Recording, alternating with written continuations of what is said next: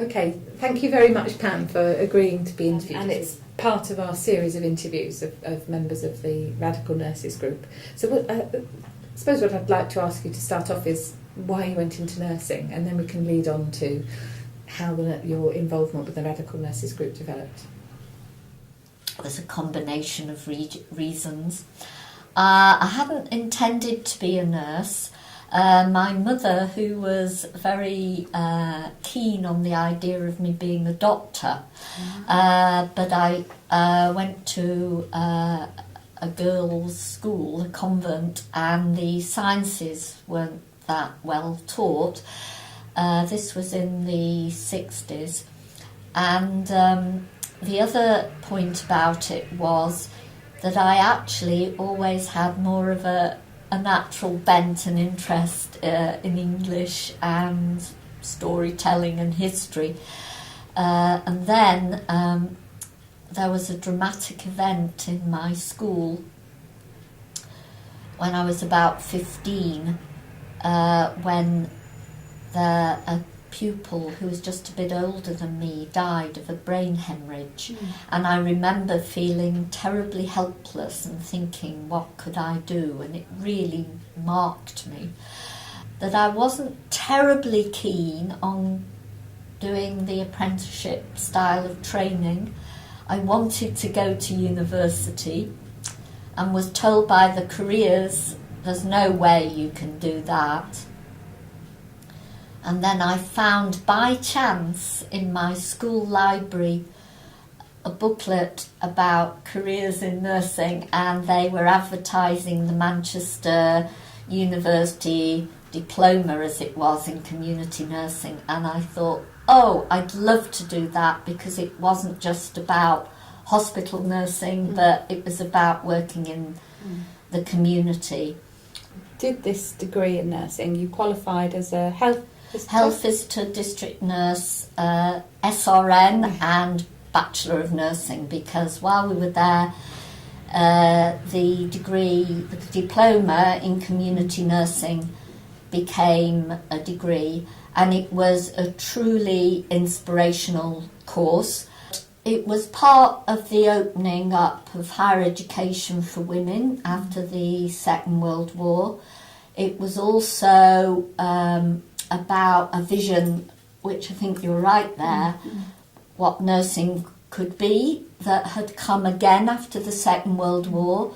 There were people like Elsie Stevenson, who became the first director of nursing in Edinburgh, who had worked in the Second World War and during the reconstruction of Europe with refugees. And Fraser Brockington and Professor Crewe from Edinburgh, who'd both been part of World Health Organisation, views of health being more than just the absence of disease, had this vision of what nurses could do as public health nurses. Maybe also to add that we were part of sit-ins. My friend and I, Kate Keeling, who were on the nursing course, we stood out like sore thumbs, because it was at the time of universities being exposed. Warwick University broke into the Vice-Chancellor's office at that time, and there were all sorts of files kept on students, and so it was about, I guess, it was about freedom of information. But interesting, we need to check our sources there.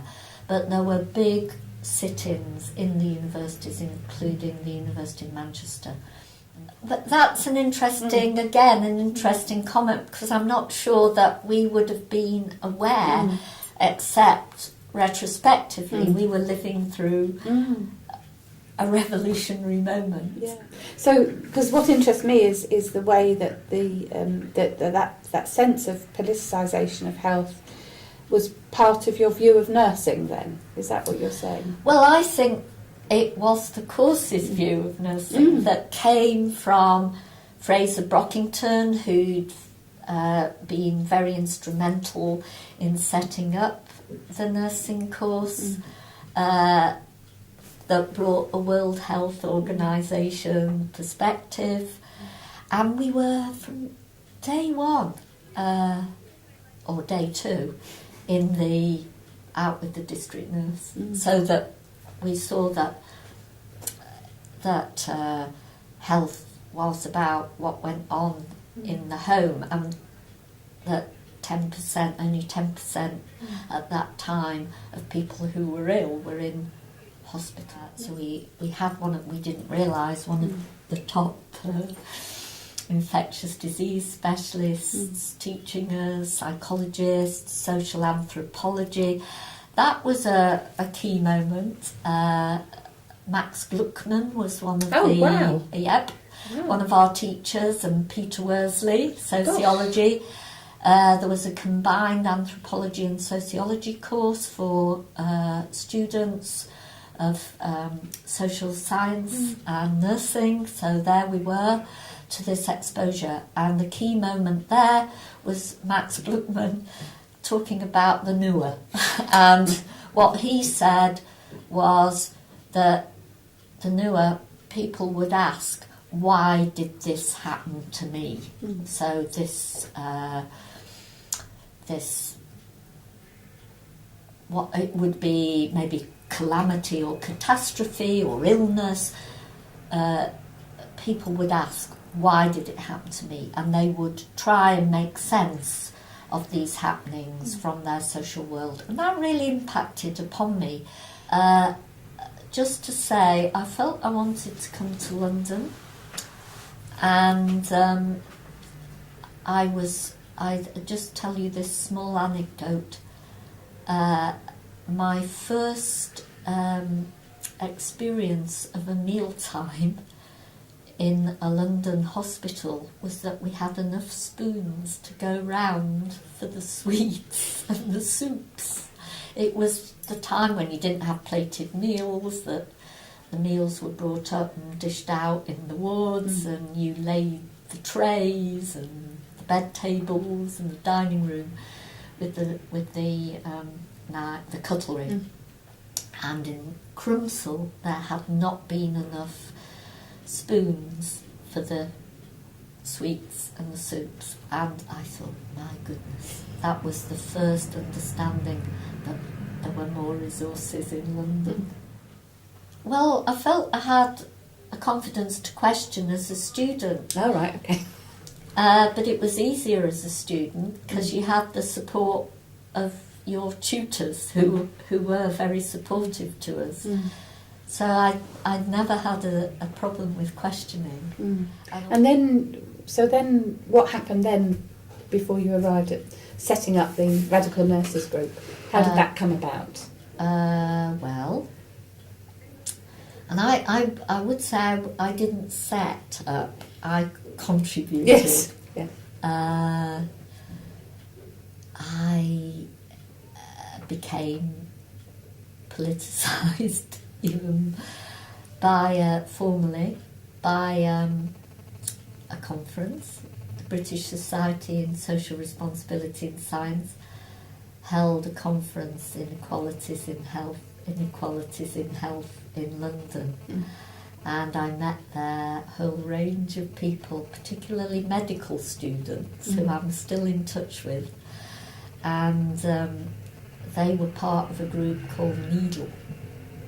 And this group, Needle, was led by actually medical students, many of whom were communists in the Communist Party.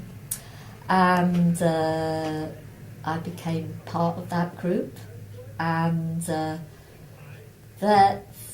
what was identified, amongst other things, was the importance of occupational health, and that occupational health was something that combined solidarity across all workers, from cleaners to doctors to cleaners. And that was one of the projects we worked on.